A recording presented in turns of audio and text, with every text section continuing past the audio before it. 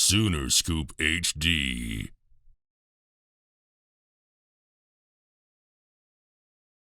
I'll ask you first. Nebraska was one of your top schools coming out of high school. How excited are you to be able to go up there and play on that field this week? I actually went to one of their games on the recruiting visits and stuff. Getting to see the balloons rise up after they scored a touchdown, and everybody's like throwing up the bones and stuff. It's a really cool culture up there, really cool tradition, and I would like to play against it, see how the stadium reacts.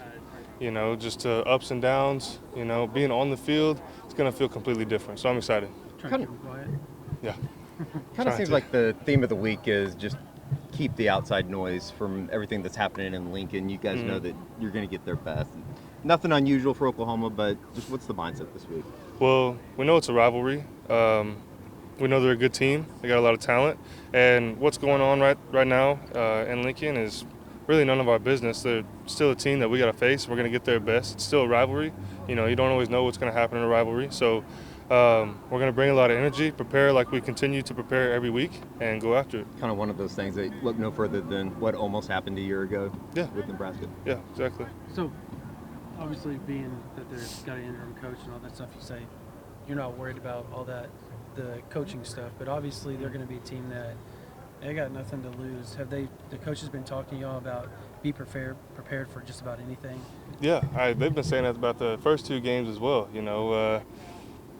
We're a big opponent. We're gonna get everybody's best. You think about Alabama, everybody's gonna bring their best against Alabama. That's why every game's gonna be challenging. You don't know what's gonna happen. So every week, no matter how well we prepared last week, we got to rip down the studs. We got to start again. We got to train hard. We got to work in the weight room. We got to be on top of our academics. Everything matters. Yeah. So what stands out to you about the way you guys played Saturday night? I would say facing adversity was really impressive. So, coming in, not listening too much to the crowd noise. Of course, love our stadium, love our fans. But you know how discouraging it can be when you see a lesser opponent hitting up on a big shot team, right? So we knew what to expect, though. We knew how well they played. We knew how elusive that quarterback was. We knew how good they were on defense as well. So once we faced that adversity, got back in the locker room, cleaned it up, got back after halftime, and we were just playing ball, started clicking, and we know we're that team. Seeing upsets earlier in the day, does that put you guys on high alert or anything like that when there's big upsets across the country? Nah, we really didn't talk about it, before the game. Seeing upsets like after the game and stuff, it's crazy to think there's literally a formula to winning every week. And you might miss by an inch, and that inch may have an effect way down the road, like a butterfly effect that shows up on game day. And we got to stick to that formula and abide by it. And it doesn't matter who you're playing on game day. If you miss that inch back on Monday or Tuesday or Wednesday, then it's going to show up in the game. So, I don't discredit those teams that had upsets. They're still great teams, still great programs. It's just missing by an inch can go a long way. What kind of foundation have you guys set here over the first 2 weeks defensively? I would say hard-nosed effort, being relentless, and being strong, relying on each other, being accountable. And a lot of teams can say that, but we've really put it to work, really practiced that, really relying on each other. It's really nice.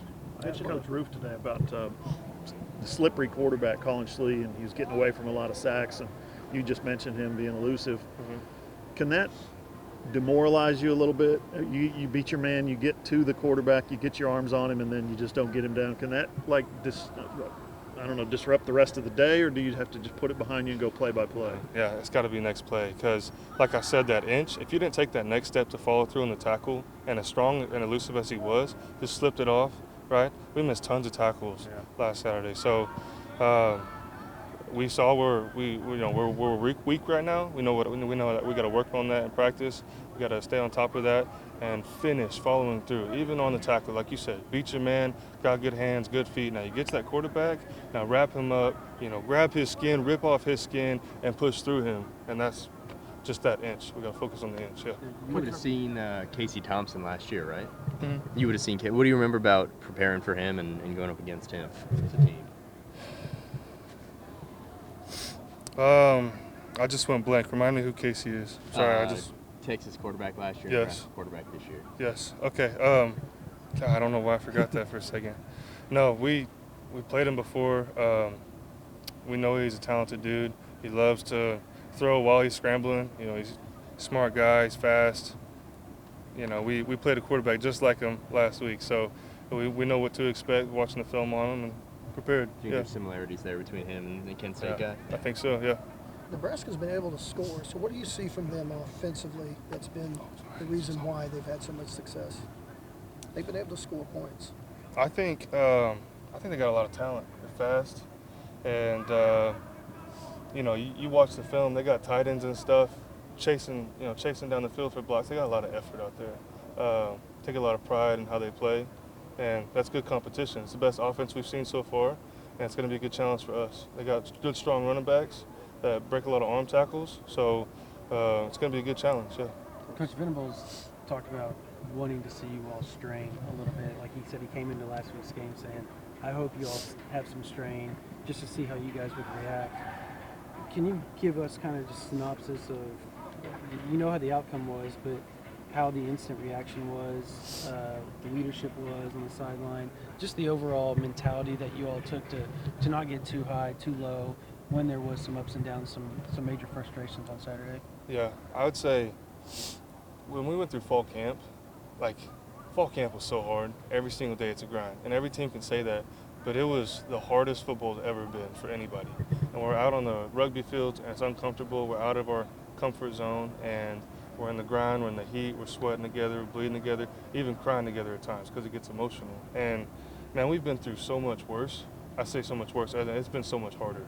And he knows that we strain. He knows that we got that work ethic. He knows that we're that family, that we're that brotherhood. So when we get out there and he's saying, I challenge you now, strain like you once did, right?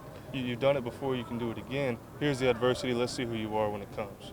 So instead of just practice strain, it's applying when you face adversity, applying your character, applying your work ethic, and going after it. That stuff come even more in handy, I guess, on the road. Yeah, I think so. Haven't had a road game yet, so Sure. when we go out there, I think we're going to have a ton of excitement, but we really got to focus and dial in on our details. Yeah. Ethan, has coaches mentioned to you the number of one-score games Nebraska's been in the last 3 years? No, hasn't mentioned it. They've lost, of their last 13 losses, how many would you guess have been by single digits? Just take a shot. All right, probably 10 of them. How many? 13. All 13? All 13. Yeah. But give you an idea of how this could easily be a different opponent just in terms of... No, yeah, we're not underestimating them at all. Yeah. We know they're a great team. We know that, like I said, they took a ton of pride in how they play. So not underestimating one bit. We're going to prepare and going to go at it like Game 7, just keep working. So the LED lights, the lights. Yeah, that's fine. I mean, I'm sure it was, but could you tell just on the sideline just a different level of intensity the second everything started rocking in the stadium at that point? I did. It was a lot of fun because I grew up going to games up here in Norman, and to get to see a little change like that with the lights and the whole stadium turning on their flashlights, and it brings a lot of community, a lot of family atmosphere. I know I keep saying family, but talking about all the fans that came and all that they pour into it, it's really, really cool to see all that buying together, the culture that Coach Venables is bringing, how it's kind of reviving to all of the OU DNA, the OU tradition. The fans are coming back. They're enjoying the games more than ever, because singing the alma mater after the game, there's just so much that Coach Venables is doing that is going to change our lives and the future of the program. Sooner Scoop HD.